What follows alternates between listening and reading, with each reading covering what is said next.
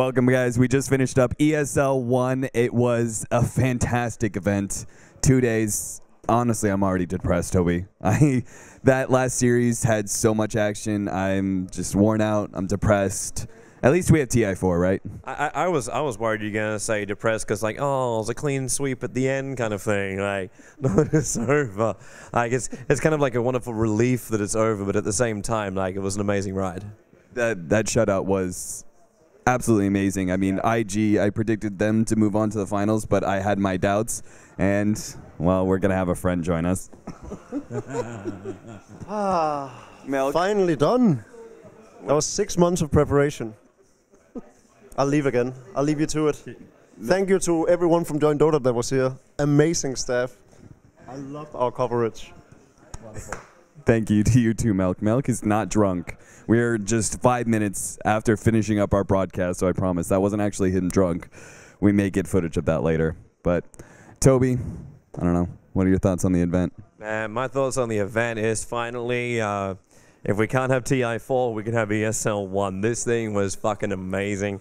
I love the fact, too, that we finally could, like, push esports to another level. Like, it's not just casting in our own homes or having, like, a couple of studios here or there. It's something which is on a stage, which is flagged everywhere. Like, even the German TV guys are all here, and they're giving us, like serious coverage. Like, it's not even just one of those like joke kind of things where you look at a TV and go, oh, okay, like gamers doing things in. Look at these weirdos dressing up and acting like, you know, online characters. You know, they actually gave us respect and you know the attention esports deserves. Yeah, it was really wonderful. Like, even the German group that we're here, like I was telling Bruno last night, like I got interviewed by 3 different people from German TV, and like one was for, like a show for like 10 to 16-year-olds. Another one was like community website kind of thing, like the social networking kind of thing, and the other one was like the official interview, which ended up going out in German TV last night. And all of it together is just like they're taking it seriously. They're making sure it spreads to every single age, so everyone understands that this is happening.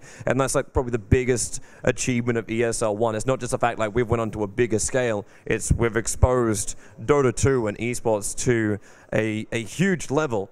Like, you come to Germany and in a football stadium, like that's where all Germans look, and you put it inside where they're always looking, and they look, and it's like, yeah, we reach more people. I love it. I love it.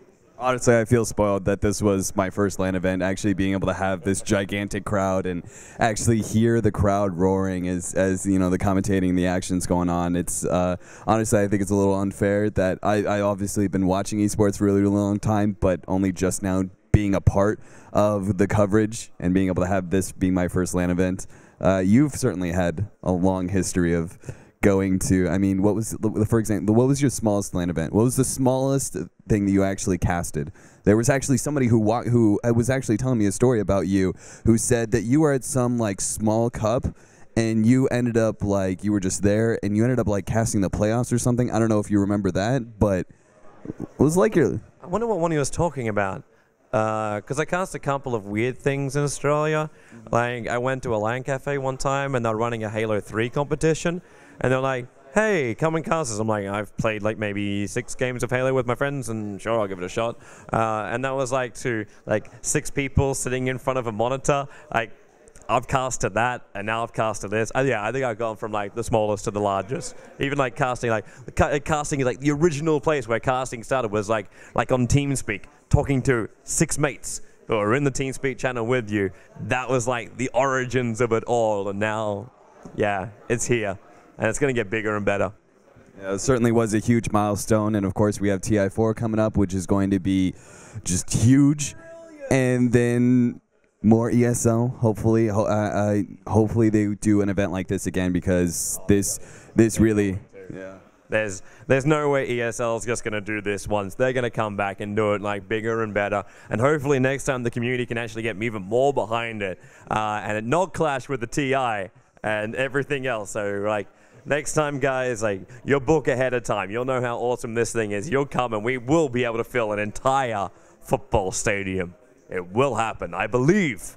#. All right, guys. Well, thank you from both of us for just watching, tuning in, sending us all the tweets and everything else. Honestly, it means a lot to both of us. I know Toby and I have talked about this before, but your guys' support is really what keeps us going. And, well, Toby, do you have any shout-outs, any thank yous, anything like that? Shout out to everyone who's actually worked on this, especially James and Jacob. James Lampkin as well as our project manager Jacob, because they've done a lot of work behind the scenes. I love the crew as well. I don't think we could have picked a better like talent pool. Having Merlini here, casting for the first time with him was really awesome. Having Cinder in here, fucking Matt, amazing on the panel as well. Jacob, we managed to rope him in at the last moment. Theo was meant to join us on the panel, and then he, oh, whoops, I'm coaching. Yeah, so it was great having him step in. Of course, I'm so glad we got Bruno and Paul. Like, for a guy that has been casting, like doing hosting for League of Legends and StarCraft and everything else, and then coming into Dota 2, it was wonderful how professional he was. Obviously, he's a guy I've looked up to for a very long time. He was casting before I even started, and doing some really, really major things before I even thought that was even possible, or before it even really was possible. But yeah, it's been great to work with him for the first time. So shout out to everyone who's been involved. I know the JD crew's been working their ass off as well in a sweat box for day one.